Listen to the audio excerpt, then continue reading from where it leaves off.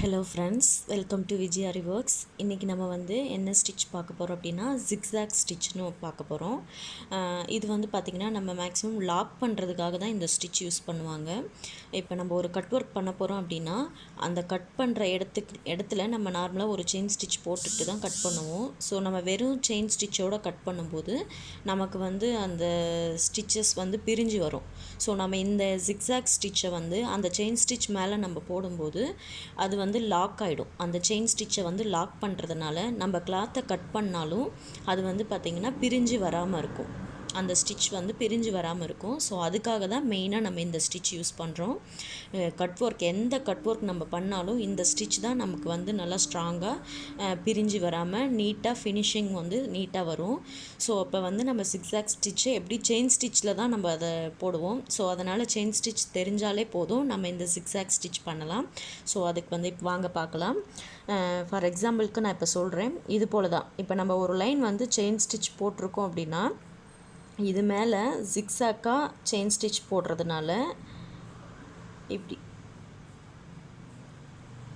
Like overlock மாதிரி நம்ம stitch போடும்போது நமக்கு நம்ம இந்த இடத்துல கட் பண்ணி எடுக்கும்போது நமக்கு இந்த ஸ்டிச் பிரிஞ்சு வராமல் இருக்கும். அதர்வைஸ் நம்ம வெறும் செயின் ஸ்டிச் மட்டும் போட்டுட்டு நம்ம கட் பண்ணி எடுத்தோம் அப்படின்னா இந்த ஸ்டிச்சஸ் எல்லாம் பிரிஞ்சு வந்துடும். அந்த செயின் ஸ்டிச் பார்த்திங்கன்னா நம்ம பிடிச்சி இழுக்கும்போது பிரிஞ்சு வந்துடும். ஸோ அதுக்காக தான் இந்த ஜிக்ஸாக் ஸ்டிச் நம்ம மெயினாக யூஸ் பண்ணுறோம். அதுவும் இல்லாமல் இதை பார்த்திங்கன்னா ஓவர்லாக் ஸ்டிச்சுன்னு சொல்லுவாங்க. அதாவது நம்ம நார்மலாக மெஷினில் நம்ம ஸ்டிச் பண்ணும்போது கிளாத்து ப்ளவுஸ்லாம் ஸ்டிச் பண்ணும்போது அந்த எண்டெலாம் ஓவர்லாக் பண்ணுவாங்க இல்லைங்களா. ஸோ அதே போல் தான் இந்த ஸ்டிச்சு. ஸோ வாங்க பார்க்கலாம். ஆரி எம்ப்ராய்டரியில் இந்த ஓவர்லாக் அதாவது ஜிக்ஸாக் ஸ்டிச்சை எப்படி ஸ்டிச் பண்ணுறதுன்னு பார்க்கலாம்.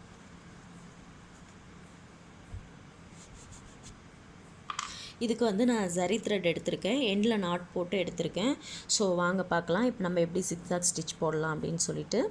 இப்போ நார்மலாக நம்ம ஜிக்ஸாக் ஸ்டிச் போடுறதுக்கு முன்னாடி ஒரு செயின் ஸ்டிச்சில் தான் நம்ம ஜிக்ஸாக் போடுவோம். ஸோ நம்ம ஓவர்லாக் பண்ணுறதுக்காக தான் ஜிக்ஸாக் போடுறோம். ஸோ அதனால் ஃபஸ்ட்டு நம்ம செயின் ஸ்டிச் போட்டுட்டு அதுக்கப்புறமா ஓவர்லாக் பண்ணலாம். எப்போதுமே நம்ம ஸ்டார்ட் பண்ணும்போது பேக்கில் ஒரு ஸ்டிச்சை போட்டுட்டு தான் ஸ்டார்ட் பண்ணுவோம்.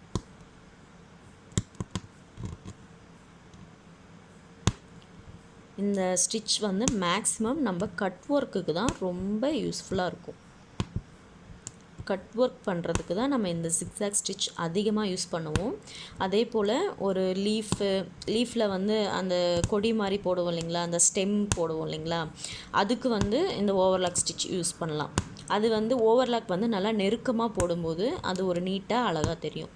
இப்போ நான் செயின் ஸ்டிச் பார்த்திங்கன்னா நல்லா ரொம்ப நெருக்கமாக போட்டுட்ருக்கேன். பட் நம்ம ஓவர்லாக் பண்ணும்போது நம்ம இந்த அளவுக்கு ரொம்ப நெருக்கமாக போட வேண்டிய அவசியம் இல்லை. ஏன்னா நம்ம என்ன தான் லாங்காக செயின் ஸ்டிச் போட்டாலுமே நம்ம மேலே ஓவர்லாக் பண்ணுறதுனால நமக்கு அது லாக் ஆகிடும், எந்த காரணத்துக்காகவும் பிரிஞ்சு வராது.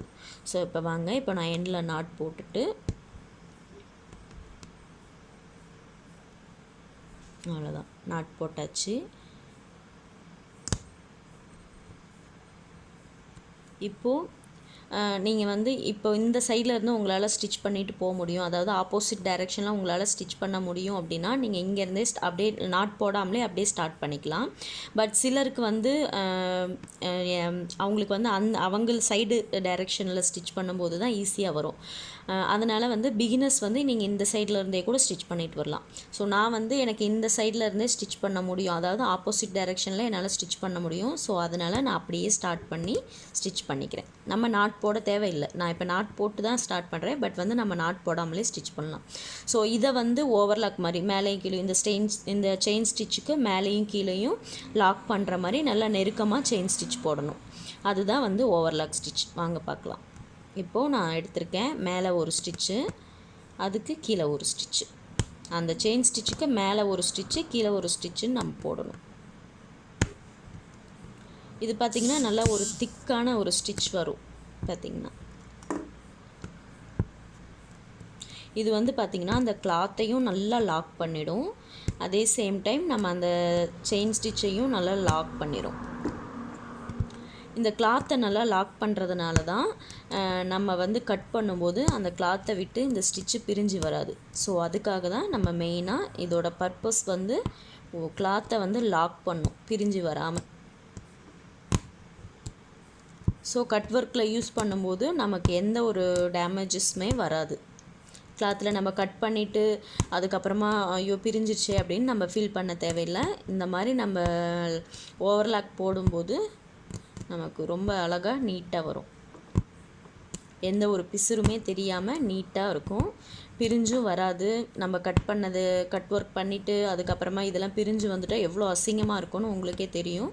ஸோ அதனால் இது ஃபினிஷிங்க்கு ரொம்ப சூப்பராக இருக்கும். ஸோ இது போல் தான் லாக் போட்டுட்டு நம்ம எண்ட் நாட் போட்டுடணும்.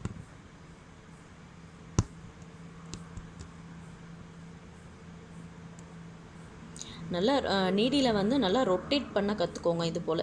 ஸோ அப்போ தான் வந்து உங்களுக்கு ஸ்டிச் வந்து ரொம்ப ஈஸியாக இருக்கும். ஸோ இது போல் தான் நம்ம ஓவர்லாக் பண்ணணும். இப்போது நான் வந்து செயின் ஸ்டிச் மேலே அந்த ஓவர்லாக் போட்டிருக்கேன். நான் செயின் ஸ்டிச் மேலே போடாமலே ஓவர்லாக் ஸ்டிச் நம்ம நார்மலாக சாதாரணமாக ஓவர்லாக் அதாவது ஜிக்ஸாக் ஸ்டிச்சை மட்டும் போடும்போது எப்படி இருக்கும் அதோட டிஃப்ரென்ஸ் பார்க்கலாம். வாங்க பார்க்கலாம். இது போல் தான் இப்படி நம்ம ஸ்டிச் பண்ணுற மாதிரி தான் இருக்கும். இப்படி மேலே கீழே அப்படிங்கிற மாதிரி நம்ம செயின் ஸ்டிச்சை வந்து மேலே ஒரு ஸ்டிச்சு கீழே ஒரு ஸ்டிச்சு அந்த மாதிரி தான் நம்ம போடுவோம். இப்படி தான் இருக்கும் நமக்கு பார்க்குறதுக்கு. இது நம்ம எந்த இடத்துல வேணாலும் கட் ஒர்க் பண்ணுற இடத்துல தான் மேக்ஸிமம் நம்ம இதை அதிகமாக யூஸ் பண்ணுறது கட் ஒர்க்கில் மட்டும்தான்.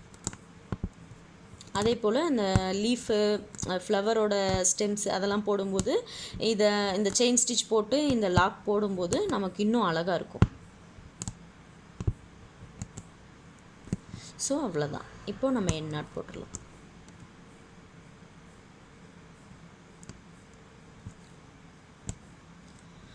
ஸோ உங்களுக்கு இந்த ஸ்டிச் வந்து நல்லா கிளியராக புரிஞ்சிருக்கும்னு நினைக்கிறேன். நான் இன்னொரு முறை நான் உங்களுக்கு எக்ஸ்பிளைன் பண்ணுறேன் பாருங்கள். நம்ம வந்து ஒரு லைன் செயின் ஸ்டிச் போட்டுட்டு அது மேலே லாக் பண்ணும்போது நமக்கு வந்து அது நல்லா நீட்டாக வரும். இது போல் ஒரு லைன் வந்து நம்ம செயின் ஸ்டிச் போட்டுக்கிறோம். இது மேலே இதை லாக் பண்ணுறோம். அவ்வளோதான். மேலே ஒரு ஸ்டிச்சு கீழே ஒரு ஸ்டிச்சு, அந்த செயின் ஸ்டிச் மேலேயே மேலே ஒன்று கீழே ஒன்று இப்படி தான் நம்ம போடணும். உங்களுக்கு கண்டிப்பாக செயின் ஸ்டிச் தெரிஞ்சாலும் இந்த ஸ்டிச் உங்களுக்கு ஈஸி தான். ஸோ நல்லா த்ரெட்டையும் நீடிலையும் திருப்பி திருப்பி ஹேண்டில் பண்ணணும். ஸோ பிகினர்ஸ்க்கு கொஞ்சம் லைட்டாக டிஃபிகல்ட்டாக இருக்கும். ஏன்னா திருப்பி நம்ம மேலேயும் கீழேயுமே போடுறதுனால கொஞ்சம் டிஃபிகல்ட்டாக இருக்கும். அவ்வளோதான். மற்றபடி ப்ராக்டிஸ் பண்ணிங்கன்னா ஒரு 2-3 டைம் ப்ராக்டிஸ் பண்ணாலே உங்களுக்கு ஈஸியாக வந்துடும். ஸோ உங்களுக்கு இந்த வீடியோ பிடிச்சிருக்கும்னு நினைக்கிறேன். எந்த டவுட் இருந்தாலும் கமெண்ட் பாக்ஸில் கமெண்ட் பண்ணுங்கள். இந்த வீடியோ பிடிச்சிருந்தால் லைக் பண்ணுங்கள், ஷேர் பண்ணுங்கள், மறக்காமல் சப்ஸ்கிரைப் பண்ணுங்கள். தேங்க்யூ ஸோ மச் ஃபார் வாட்சிங்.